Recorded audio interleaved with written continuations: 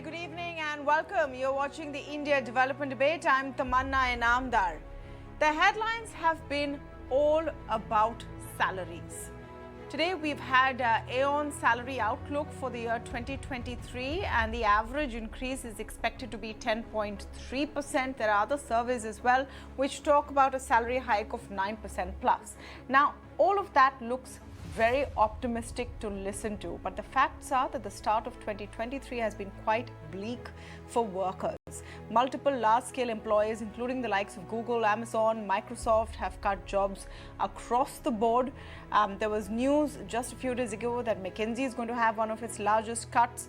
The contrast is stark, where on the one hand you have actual job cuts happening, but the outlook is positive. I'm going to talk a bit about AON Salary Outlook Survey, which has been the hallmark for employees and employers, which says that average hikes offered to Indian employees could be 10.3% this year, which, by the way, would be slightly down from 10.6% of last year. There's another survey, Michael Page's survey, which suggests a similar trend. But is this really looking at an optimistic picture? Or are we going to have to temper those expectations? What is the connection between salary hikes on one end and job cuts on the other? Then you have different factors like Flipkart, for example, today has said that about 30% of their team will not get any hikes at all. That is at the higher levels. That's going to impact 5,000 people. So what's going on in the jobs and salary market? To speak on this, I'm joined today by Rupang Chaudhary, partner at AON India and South Asia, Rituparna Chakravarti, co-founder and executive director at TeamLease with us today, and Aditya Narayan Mishra, director and CEO of SAIL HR Services. Welcome to all of you and thank you so much for speaking with us on the India Development Debate. Rupang, I'm going to begin with you since your survey is out today. Tell me about the optimism that you're seeing in this salary survey, and is it taking into consideration everything that we're seeing in the world, global headwinds, recession, and a spate of job cuts? Sure. Thanks, Amanda, for having me here, and very good evening. Last year's numbers were 10.6%. This year, we're talking about a 10.3% number, which is broadly in line with what we had projected last year. We said it could be 10.4, slightly lower. Yes, there has been some gloom and doom, and there's been this talk of global recession.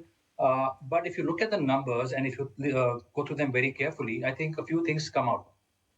Business sentiment, when we ask companies, seems to be reasonably high. So it seems that India is a little insulated from the whole noise about global recession, and the fundamentals of the economy continue to do well, right? And that puts a definite advantage on salary increments. Secondly, what you will see is that while there are layoffs happening in the tech sector for a couple of reasons, because they overhired and, of course, they were linked to the global recession, many sectors which are not linked to the global economies, like the ones focusing on domestic demand, like FMCG, FMCD, life sciences, pharma, manufacturing, real estate, cement, they have actually done well business-wise, and also their hiring and their increments, which were low during COVID, have actually gone up. So that offsets what we are seeing slightly, mutation or numbers being muted in the globally aligned sectors. Thirdly, attrition remains extremely high at 21.4%. Fourthly, there is inflation, which is also playing a large role in all of this, right? If you put all of those factors together, I think the 10.3% number starts to make sense, especially because many of these sectors have given lower increases in the past years. I'll tell you what I'm asking. Just one quick follow-up there, Rupang. For example, your highest hikes are supposed to be in the e-commerce sector at 12.2%. I've just talked about the Flipkart news that hit today, that they're going to pass over 30% of their team for hikes altogether. Now, again, like your survey says, this is a business driven by domestic demand, again. So it should ideally be insulated from all of these global factors. What's happening there? If you look at this, right, e-commerce was 13.7% last year. So it's amongst the highest. It's not the highest. Highest is actually IT products, right? E-commerce is the second highest. And it's still lower than 13.7% of last year and even the year before that. The numbers have come down, right? A lot of the layoffs that happened for overhiring that happened last year, because there was a lot of optimism of expected projects, expected business, which didn't come in. Having said that, Still, because the war for talent continues in the digital space, in the new age space, because these skills are difficult to get hold of, the salary increase numbers have to be at a certain level to manage expectation of those employees. Rituparna, how are you seeing this picture? We've put a lot of data together and it seems like a very conflicted space. So on one hand, optimism, India is going to be better, all of these hikes are happening. Frankly, in this day and age, 10.3% is sounding wonderful compared to what's happening in the rest of the world. Absolutely. So I'm sure that everybody is ardently hoping and wishing that the forecast done by AON is true. I can tell you that. However, I think the ground reality is kind of aligned with the observations that you just made, Tamanna. I think at the ground level, every organization, or by and large, most organizations, leaving aside the domestic consumption and the demand bit, every organization is leaning towards being prudent in terms of conserving what they have. And my reading is that it's unlikely that there's going to be an extremely robust and dynamic and attractive and positive hike happening. There will be, because there is a inflation pressure that honestly that we are witnessing. So organization will take that in cognizance. Honestly, today's 10.3, you cannot equate to the 10.3 of probably last year on account of inflation. Having said that, I don't think we should expect a magical rise or revision this financial year, because by and large, across sectors, there is a kind of a momentum, or there is a kind of sentiment where they would like to be very cautious at this point in terms of anything to do with increasing wage costs. And more so, Tamanna, because while wage inflation is ballooning in everyone's balance sheet, it's really not been translating into productivity gains. Yeah. Yes, for the last couple of years, corporate India has been hoping to see that the productivity, which is employee-linked productivity gains, which essentially has been far off the mark. And that's probably one of the reasons that I may not be so bullish about the revisions that are likely to happen this year. Just to follow up there, Rituparna, because whenever we have this conversation, everyone says, oh, it's just in the tech space, it's just in the tech space. It's not seeming like that anymore. If you look at the headlines, and also I want to understand what the sort of psychological impact is of this on management. And let me elaborate what I'm trying to say. You have a situation where you are seeing, your employees are seeing headlines every day that so and so number of people have been pink slipped by such and such company. It gives you as management an opportunity to say that, hey, we're going to hold back this year. Things are looking tough. And you know that the expectations will also be muted then from the other side.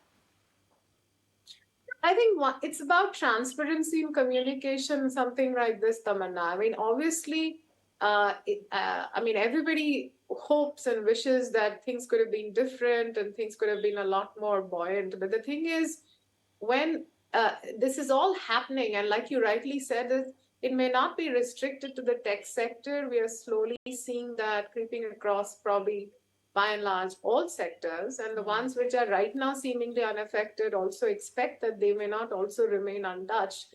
So when there is a difficult situation, I think the senior management, the leaders of the company has to rally along every employee and communicate very clearly that, yes, it's a measure that we are taking at this point of time because of XYZ reason, and being very explicit about it. And hence, it's a moment where we need to rally along, because it's not that there is someone else out there who has a better or a different outlook. Yeah. So, yes, it is a crunch moment, and we need to just come together and see through this situation. And, if we are not prudent now, it is going to be far, far more difficult in the days to come. So, might as well be prudent now than later. Well, yes. So some of these are preemptive moves, no doubt. Aditya Mishra, how are you looking at the situation? And frankly, what we're trying to do today is make sense of what the trend line is. Like I said, there's so much conflicting sort of data coming in. For our viewers, for those who are running businesses, for employees, they need to understand what kind of picture is emerging. Is it going to be very specific to your situation, your sector, or is there a broader trend there that you see? There are two, three things which are at a broader level common across industry sectors. One is organizations are trying to uh, go for efficiency. There are no two ways about it. Whether it is an IT services company or an FMCG or a manufacturing or a construction company, all of them are looking at optimizing their costs, increasing the revenue productivity, and all of that. So when the management is going to decide about the salary hikes, they are naturally going to look at the overall inflation in their wage bills. So that's number one. Secondly, what we see is they are going to do a lot of differentiation in the performance in assessing the performance level of their employees. So they are going to possibly, rather than adopting a mid path or a centrist kind of an approach, they will differentiate. So there will be certain percentage of employees, like you just said, that an organization is announcing that 30% of their staff will be passed over because of whatever reason. So it may not be about the performance, it could be about the wage parity or whatever. So they're going to differentiate between different levels within the organization to again optimize the cost. And thirdly, I think there are specific context of industry sectors where the mobility is a lot higher. So organizations have to attract, have to retain their staff. So they could be little more liberal in their purse strings for that segment or that cohort of employees. So I think these are the things that I'm seeing. So coming specifically to your question, that what should our viewers take away? I think they need to take away two things. One is, are they the top performers? Secondly, are they in a skill set which is extremely in high demand? If the So answer does your to company need you more, or do you need your company more? yeah, If I had to put it simply? yeah, Yeah. Okay. Another part of this whole picture, Rupang, which I was also looking at in your study, is that the attrition rates that you foresee are also fairly high. So, what's going on here? Jobs are being cut, but people also want to leave. By attrition, I assume you mean people leaving voluntarily, not, generally people exiting and maybe some of them pink slipped. You mean voluntarily, right, when you refer to attrition? Not necessarily. So our attrition number actually is a combination of voluntary and involuntary. Okay. So if the overall number is 21.4%, which is very high, out of this, around about 4.5% is involuntary, which was lower last year. So one factor is that involuntary attrition, which corresponds to layoffs or people being asked to go, has gone up from last year. That's one part of it. Can you give me the metric, gone up from where to where? So it was 3.9% in 2021 involuntary attrition.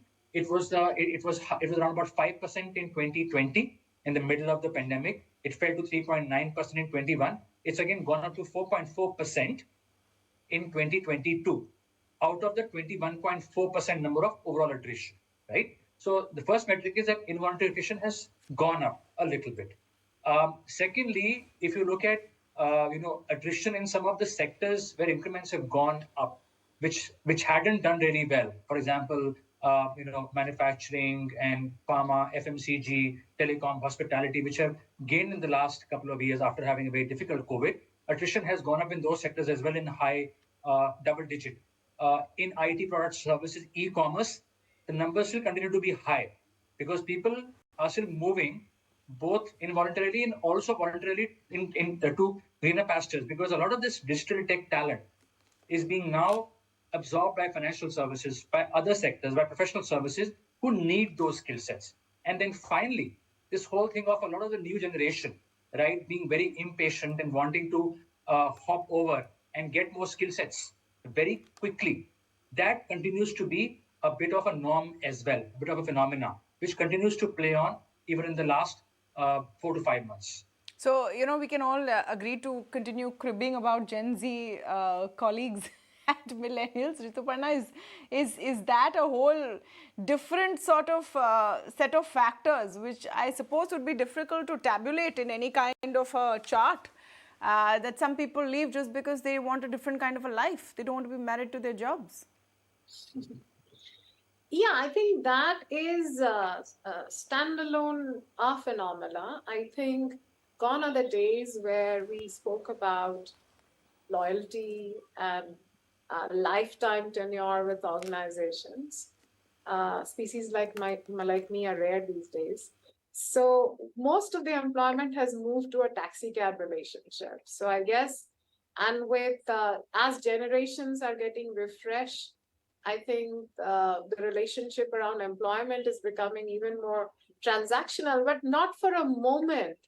I feel that it's a frivolous choice, though, because I think the needs have changed. Earlier, the purpose behind securing a job or an employment were largely hinged around security, while today's generation, and as they become younger, because of course India has traveled in the positive direction in terms of improvement in some of the prosperity level, then most people are looking at purpose. Most people are looking at whether I'm learning something, whether I'm building new skills, and hence this mentality or this behavior, which some of us from older generations are sometimes cannot seem to understand.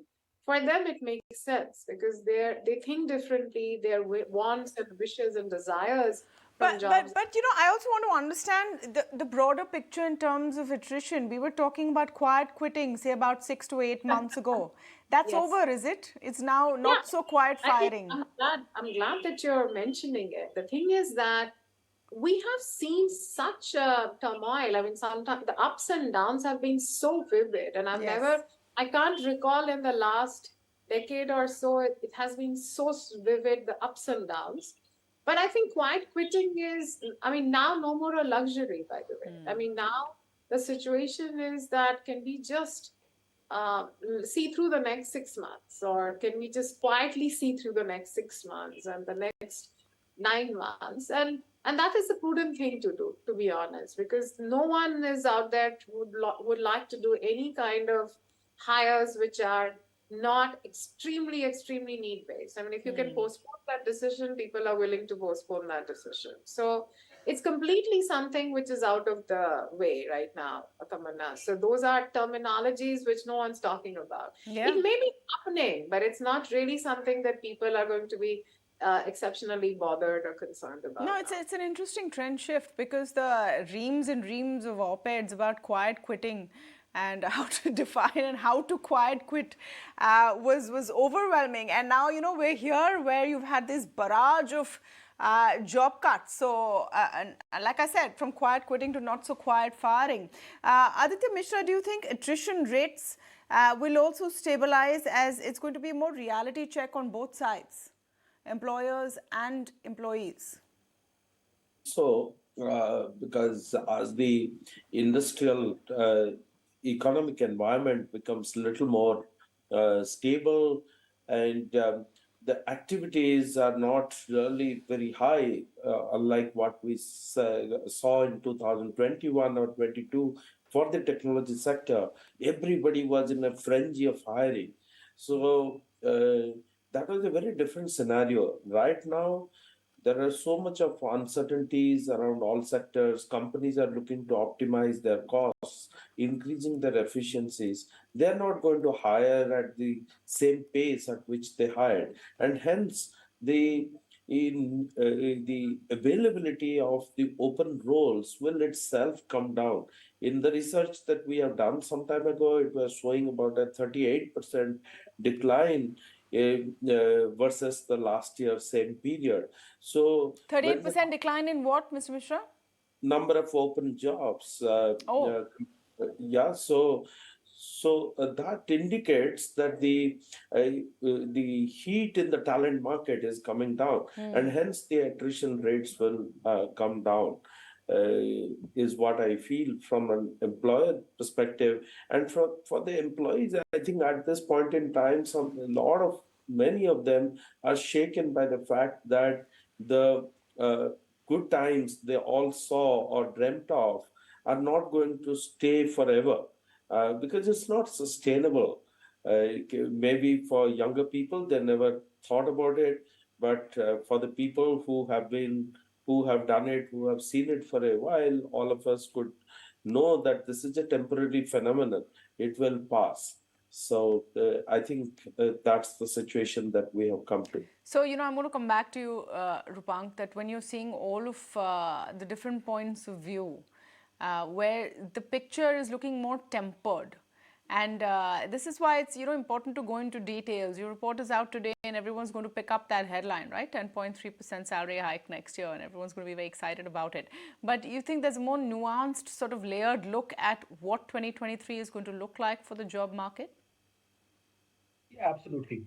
10.3 is an average number, but I think one has to get down into what this means for different levels of management and different sectors. So, for example, if I look at the levels of management, this is going to be the highest at the junior management, around 11%, but middle is around about lower, and senior is around about 8.5%, 9%, right? The second part is that the sectors which are more globally aligned, especially in the IT side, professional services side, their numbers are high, but high because of very high attrition, and because they have been traditionally been very, very high, but they are much lower than what these numbers were last year or the year before that, and this is an average number.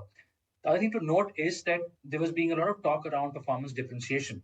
That continues to be very, very strong, because end of the day, why people are getting laid off is because of pressure on profitability and margins, and that is certainly something which you can't take your eyes away from. Which is why, if you look at the increase for the top performer, it has gone up to 16.5%.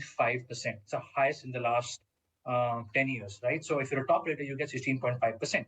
At the same time, if you're a bottom rater, many companies now are giving you a 0% increase if you're a rater or a 4 or a 5. In the past, they have given some increments, right? So the bell curve is getting sharper. The increments to the top raters are also getting sharper, and they are getting higher. Because if organizations have a lower budget and they have to give that number out, they would prefer to give it to their top talent, to their high potentials, to critical talent, than everybody else. I think that's one part. Attrition plays a large role in how the numbers look like. Attrition comes down, of course, the numbers cool down. And then obviously there is inflation, right? If you look at the overall salary numbers, three things we have seen have a very strong correlation to these numbers. One is the business outlook. Second is the inflation, right? And third is the attrition, right? As these three broad parameters keep changing up and down for each industry, you will see the salary increases also getting tempered in the next few months. You have to be very, very good to get your due. This is not the year where you can just coast along. I suppose that's one real outcome of this conversation. Thank you to all of you for joining us in what I think has been a very fruitful discussion and a very detailed look at what the job outlook actually looks like for 2023 amidst all of the many, many headlines you read. Thank you once again. Thank you. Thank you.